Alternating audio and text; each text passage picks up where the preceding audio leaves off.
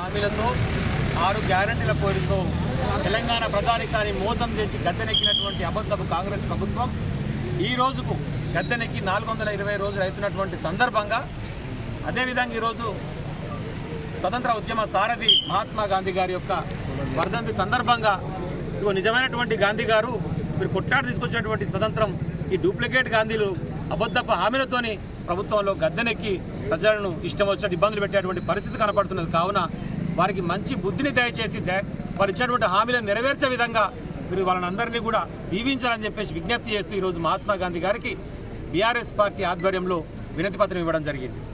జరుగుతున్నటువంటి అన్ని పరిణామాలను ప్రజలు కూడా గమనిస్తూ ఉన్నారు.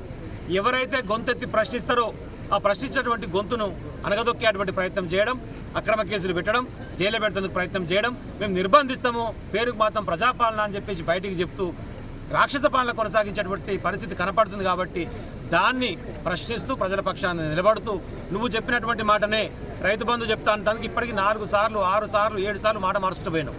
లాస్ట్కు జనవరి 26వ తారీఖు ఇస్తాను, 26వ తారీఖు నాడు ఇవ్వలేదు. మార్చి 31 దాకా తీసుకుపోయినావు, మళ్ళీ ఆ మార్చి 31కి గ్యారెంటీ లేదు. 15,000 అన్నావు, దాన్ని 10,000 నుంచి 12,000కి పెంచు తప్ప ఆ 3,000 పరిస్థితి లేదు. గతంలో ఇవ్వాల్సినటువంటి డబ్బులను అంచనా వేసి ఎకరానికి 17,500 బాకీ ఉన్నట్టు ఇప్పుడు రైతాంగానికి అనేటువంటి మాట బీఆర్ఎస్ పార్టీ తరఫున అడుగుతూ అవన్నింటిని కూడా ఇవ్వాల్సిన బాధ్యత కాంగ్రెస్ పార్టీ మీద, రేవంత్ రెడ్డి గారి మీద ఉన్నది అనేటువంటి విషయాన్ని మరొకసారి గుర్తు చేస్తూ ఉన్నాం.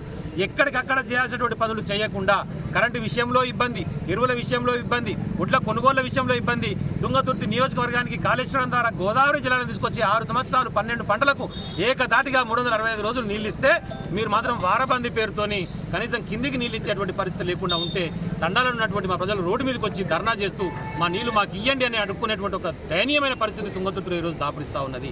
దయచేసి దీన్ని అర్థం చేసుకోమని విజ్ఞప్తి చేస్తా ఉన్నా.